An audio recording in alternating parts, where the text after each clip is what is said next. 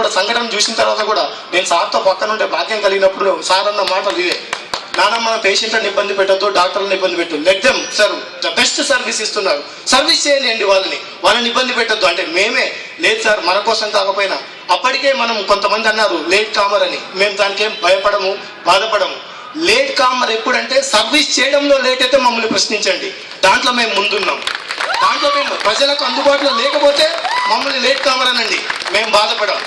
ప్రాణాలు అడ్డుపెట్టి కాపాడగలిగాం, అట్లీస్ట్ ఒక 2-3 కాపాడగలిగాం.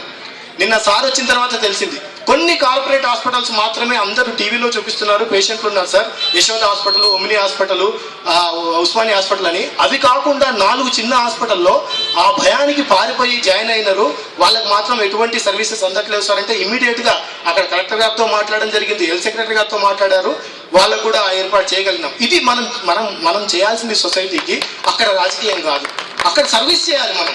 అది మాకు నేర్పింది. గత 3 రోజులుగా పడుకోవాలనిపించట్లేదు, ఇంటికి వెళ్ళాలనిపించట్లేదు, తినాలనిపించట్లేదు. ఎందుకు? ఆ క్షణం భగవంతుడు నాకు 1 గంట ఎక్కువిస్తే ఇంక దాన్ని కాపాడుతానేమో, నా బాడీలో ఇంకొంచెం 2 లీటర్ల రక్తం ఎక్కువిస్తే ఇంకెక్కువ మందిని కాపాడుతానేమో అన్న ఇదే ఉంది తప్ప ఎక్కడ కూడా లేదు. ఇది నేను ఎవరిని కించపరచాలని కానీ లేదా మేము ఒక్కరం మాత్రమే చేసాం మీరు చేయలేదని కాదు, అక్కడికి ఆ క్షణంలో వచ్చి సేవ చేసిన ప్రతి ఒక్కరికి శిరస్సు వంచి నమస్కరించడంలో మేము ముందుంటాం. కానీ ఇటువంటి దుర్ఘటనలు మళ్ళీ జరగవా హైదరాబాద్లో అని చెప్పి మనం హామీ ఇవ్వలేము. ఇప్పుడు ప్రజలకు కావాల్సింది భరోసా కావాలి, ఆత్మస్థైర్యం నింపగలగాలి. ఇలాంటివి జరిగినప్పుడు ఎలా ఎదుర్కోవాలో చెప్పాలి, ఇలాంటివి మళ్ళీ జరగకుండా ఏం తీసుకోవాలి, ఏం చేయబోతున్నాం అని చెప్పాలి. నిన్న ఒక ఛానల్లో చూపిస్తున్నారు పాత సినిమా డైలాగు ఇది, ఖండిస్తున్నాం ఖండిస్తున్నాం ఖండిస్తున్నాం. ఇంకా ఖండించడమేనా? దేశము అంతే అభివృద్ధి చెందుతుంది. ఈ సంఘటనలు కూడా ఖండిస్తున్నాం. 2002లో ప్రత్యక్ష సాక్షిగా అక్కడే ఉన్న 20 నిమిషాల్లో అప్పుడు ఒక ముఖ్యమంత్రి వచ్చాడు, అర్ధ గంటలో ఇప్పుడు ఇంకొక ముఖ్యమంత్రి వచ్చాడు, చూశాడు, వెళ్ళాడు. అది కాదు కావాల్సింది.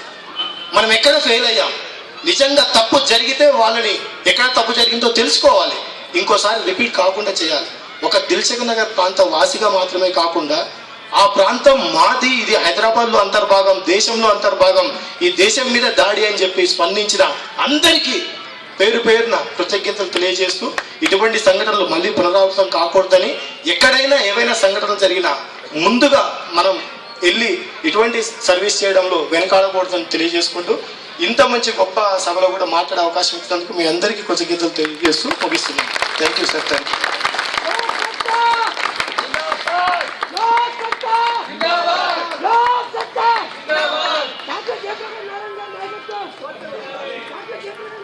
రాము గారు మాట్లాడిన తర్వాత